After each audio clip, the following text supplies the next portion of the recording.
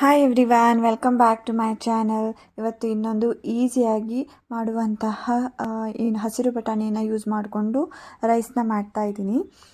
ಇದಕ್ಕೆ ನಾನು ಸ್ವಲ್ಪ ಹಸಿರು ಬಟಾಣಿಯನ್ನು ನೀರಿಗೆ ಹಾಕಿಟ್ಕೊಂಡಿದ್ದೀನಿ. ಹಾಗೆ ಸ್ವಲ್ಪ ಇಲ್ಲಿ ಈರುಳ್ಳಿಯನ್ನು ಕಟ್ ಮಾಡಿ ಇಟ್ಕೊಂಡಿದ್ದೀನಿ.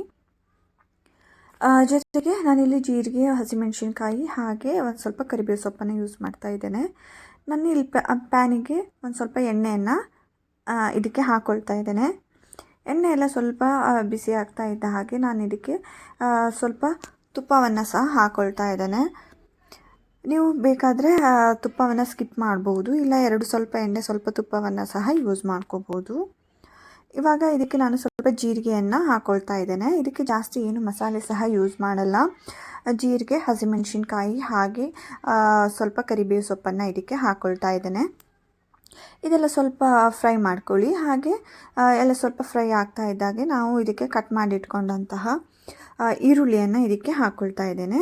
ನೀವು ಇದಕ್ಕೆ ಈರುಳ್ಳಿಯನ್ನು ಚಿಕ್ಕದಾಗಿ ಸಹ ಕಟ್ ಮಾಡ್ಕೋಬೋದು, ಇಲ್ಲ ಸ್ವಲ್ಪ ಉದ್ದನೆಯದಾಗಿ ಸಹ ಕಟ್ ಮಾಡ್ಕೋಬೋದು. ನಾನಿಲ್ಲಿ ಚಾಪರಲ್ಲಿ ಕಟ್ ಮಾಡಿರೋದ್ರಿಂದ ಚಿಕ್ಕದಾಗಿಯೇ ಕಟ್ ಮಾಡಿ ಇಟ್ಕೊಂಡಿದ್ದೀನಿ. ಬೆಳಿಗ್ಗೆ ಮಾಡುವಾಗ ಸ್ವಲ್ಪ ಲೇಟ್ ಆಗುತ್ತೆ ಅಲ್ವಾ, ಗಡ್ಬಿಡಿ ಆಗುತ್ತೆ. ಸೊ ಅದರಿಂದ ನಾನು ಚಾಪರಲ್ಲೇ ಕಟ್ ಮಾಡಿ ಹಾಕಿಬಿಡ್ತೀನಿ. ಇದನ್ನು ಚೆನ್ನಾಗಿ ಫ್ರೈ ಮಾಡ್ಕೋಬೇಕು ಲೋ ಫ್ಲೇಮಲ್ಲಿ. ಈರುಳ್ಳಿ ಎಲ್ಲ ಚೆನ್ನಾಗಿ ಫ್ರೈ ಆಗಲಿ, ಅಲ್ಲಿ ತನಕನೂ ಚೆನ್ನಾಗಿ ಫ್ರೈ ಮಾಡ್ಕೊಳ್ಳಿ.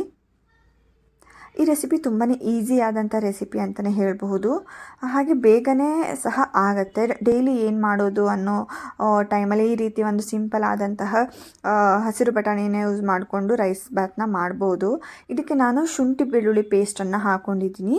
ಹಾಗೆ ಸ್ವಲ್ಪ ಗ್ರೀನ್ ಪೇಸ್ಟನ್ನು ಹಾಕ್ಕೊಂಡಿದ್ದೀನಿ. ಗ್ರೀನ್ ಪೇಸ್ಟಿಗೆ ನಾನು ಕೊತ್ತಂಬರಿ ಸೊಪ್ಪು ಹಾಗೆ ಪುದೀನ ಸೊಪ್ಪನ್ನು ಹಾಕ್ಕೊಂಡು ಸ್ವಲ್ಪ ಹಸಿಮೆಣಸಿನ್ಕಾಯಿನ ಹಾಕಿ ರುಬ್ಕೊಂಡು ಇಟ್ಕೊಂಡಿದ್ದೀನಿ. ಇದನ್ನೆಲ್ಲ ಚೆನ್ನಾಗಿ ಫ್ರೈ ಮಾಡ್ಕೊಳ್ತಾ ಇದ್ದೇನೆ.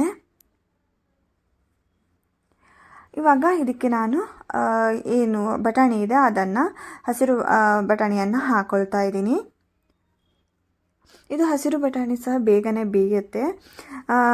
ಇದಕ್ಕೆ ನಾನು ಸ್ವಲ್ಪ ನೀರನ್ನು ಹಾಕ್ಕೊಳ್ತಾ ಇದ್ದೇನೆ.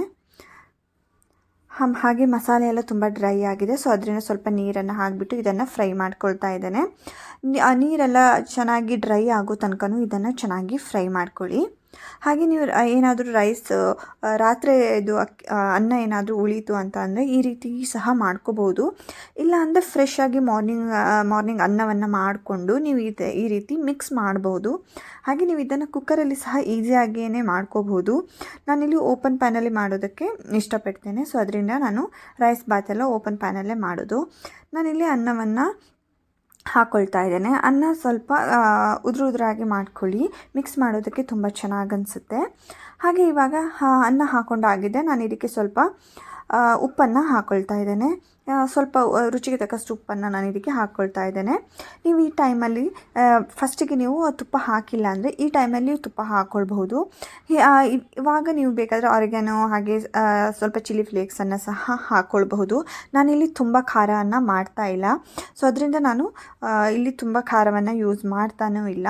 ನೀವು ಈ ಟೈಮಲ್ಲಿ ಬೇಕಾದರೆ ಸ್ವಲ್ಪ ಗರಂ ಮಸಾಲ ಹಾಕಬಹುದು, ಇಲ್ಲ ಅಂದರೆ ಪೆಪ್ಪರ್ ಪೌಡರ್ ಸಹ ಹಾಕ್ಕೊಳ್ಬಹುದು. ಅದು ಸಹ ತುಂಬ ಚೆನ್ನಾಗಿ ಅನಿಸುತ್ತೆ. ನನ್ನ ಮಗಳು ತುಂಬ ಖಾರ ತಿನ್ನೋದಿಲ್ಲ, ಮತ್ತು ಸ್ಕೂಲಿಗೆ ಹಾಕ್ಕೊಡೋದ್ರಿಂದ ಅವಳು ಲಂಚ್ ಬಾಕ್ಸ್ನ ಹಾಗೆ ಬಿಟ್ಟು ಬಂದುಬಿಡ್ತಾಳೆ ಸ್ವಲ್ಪ ಖಾರ ಆದ್ರೂ. ಸೊ ಅದಕ್ಕೆ ನಾನು ಆದಷ್ಟು ಖಾರ ಕಡಿಮೆ ಮಾಡೋದಕ್ಕೆ ಟ್ರೈ ಮಾಡ್ತೀನಿ. ಇವಾಗ ನೋಡಿದ್ರಲ್ಲ, ಇಷ್ಟು ಸಿಂಪಲ್ ಆದಂಥ ರೈಸ್ ರೆಸಿಪಿ ರೆಡಿಯಾಗಿದೆ. ಹಾಗೆ ಟೇಸ್ಟು ತುಂಬಾ ರುಚಿಕರವಾಗಿರುತ್ತೆ. ನೀವು ಇದಕ್ಕೆ ಕ್ಯಾಶ್ಯೂ ಸಹ ಆ್ಯಡ್ ಮಾಡ್ಕೋಬೋದು. ಇವಾಗ ಗ್ರೀನ್ ಪೀಸ್ ರೈಸ್ ರೆಡಿಯಾಗಿದೆ. ನೀವು ಸಹ ಈ ರೀತಿ ರೆಸಿಪಿಯನ್ನು ಶೇರ್ ಮಾಡಿ, ಬಂದು ಕಮೆಂಟ್ಸ್ ಮಾಡಿ. Thank you for watching. Please subscribe to my channel.